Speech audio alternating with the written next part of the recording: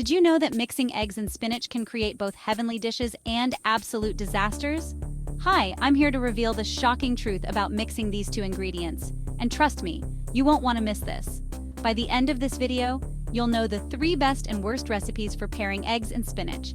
Plus, I've got an insider tip that will change your breakfast game forever. So stick around, let's dive right in. First up, one of the best combinations: spinach and egg breakfast muffins.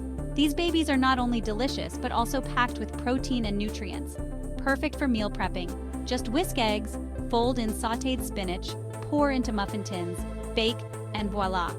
You've got a week's worth of breakfast ready in no time. Now for a quick poll, have you ever made egg muffins before? Click the I in the corner to cast your vote.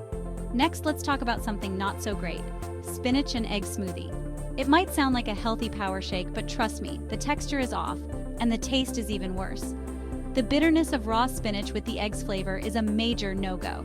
If you've ever tried this, drop a comment below. I need to hear your experience.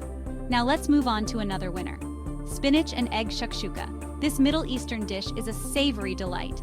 Simmer a spicy tomato sauce, crack in some eggs, add a handful of spinach, and let it all cook together. Serve with warm, crusty bread, and you're in for a treat. But beware of the spinach and egg microwave mug. While it sounds convenient, the microwave often overcooks the egg, and the spinach turns into a soggy mess. Stick to the stovetop for a more consistent and tastier result. All right, it's time for the big reveal.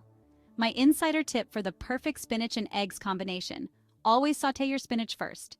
This removes excess water and intensifies the flavor, making any dish tastier. Whether you're making an omelet, a frittata, or quiche, pre-cooked spinach is the secret to success. So there you have it, the shocking truth about mixing eggs and spinach.